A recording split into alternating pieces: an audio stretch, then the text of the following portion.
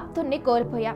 ఆ మాట చెప్తూ కన్నీళ్లు పెట్టుకుంటున్న బ్రహ్మానందం చూస్తే ఎవరి హృదయమైనా బరువెక్కుతుంది.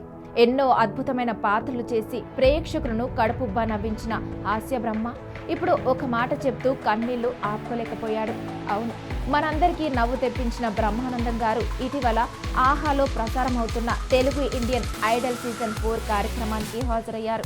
అక్కడ ఆయన చేసిన హాస్యం చమత్కారాలు ప్రేక్షకులను మళ్ళీ నవ్వులో ముంచేశాయి. కానీ ప్రోమో చివర్లో కనిపించిన ఆ ఒక్క క్షణం మనసును కదిలించింది. హోస్ట్ ఒక ప్రశ్న అడిగారు, సార్ మీరు ఎస్పీ బాలసుబ్రహ్మణ్యం గారితో ఉన్న అనుబంధం గురించి చెప్పగలరా? అక్కడి నుంచే బ్రహ్మానందం గారి కళ్ళల్లో తడి కనిపించింది. కొన్ని క్షణాల మౌనం, ఆపై ఆయన చెప్పిన మాటలు హృదయానికి తాకిపోయాయి. బాలుగారు అంటే నాకు చాలా పెద్ద అనుబంధం ఉంది. ఆయన మా కుటుంబానికి చాలా దగ్గరైన వ్యక్తి, మంచి మనిషి, మంచి స్నేహితుడంటూ మాట్లాడుతూ కళ్ళల్లో నీళ్లు తిరిగాయి. ఆ భావోద్వేగం చూసి సెట్లో ఉన్న అందరూ నిశ్శబ్దంగా నిలిచిపోయారు.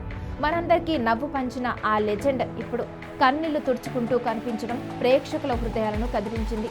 బ్రహ్మానందం తెలుగు సినీ పరిశ్రమలో ఒక చరిత్ర, ఒక లెజెండ్. వందలాది పాత్రలు, 1000 పైగా సినిమాలు, అనేక డైలాగులు, వేల ఎక్స్ప్రెషన్స్ మరియు కోట్లాది నవ్వులు. హీరోలతో సమానంగా క్రేజ్ తెచ్చుకున్న ఏకైక కమెడియన్. కేవలం నటుడే కాదు, ఇండస్ట్రీలోనే కాదు, సోషల్ మీడియాలో కూడా మేమ్ గార్గా కూడా నిలిచిన వ్యక్తి.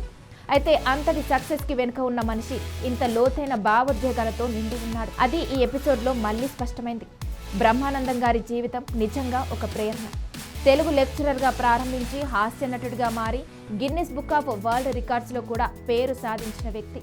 తన ప్రత్యేకమైన డైలాగ్ డెలివరీ, పర్ఫెక్ట్ టైమింగ్, అద్వితీయమైన ఎక్స్ప్రెషన్ ఇవన్నీ ఆయనను లెజెండ్గా నిలబెట్టాయి. కానీ ఈసారి ఆయనను నవ్వులు కాదు, కన్నీళ్లు చుట్టేశాయి. బాలసుబ్రహ్మణ్యం గారి జ్ఞాపకాలు, ఆ అనుబంధం గురించి చెప్తూ బ్రహ్మానందం గారి కళ్ళల్లో జాలిపన్న ఆ తడి అది కేవలం బాధ కాదు, ప్రేమ, కృతజ్ఞత, గౌరవం కలిసిన భావోద్వేగం. ఈ ఎపిసోడ్ చూస్తే నవ్వించిన ఆ మనిషి వెనుక ఎంత సున్నితమైన హృదయం ఉందో తెలుస్తుంది. ఎన్ని పాత్రలు పోషించినా, ఎన్ని నవ్వులు పంచినా ఆత్మీయుణ్ణి కోల్పోయిన బాధ మాత్రం మానదు కదా.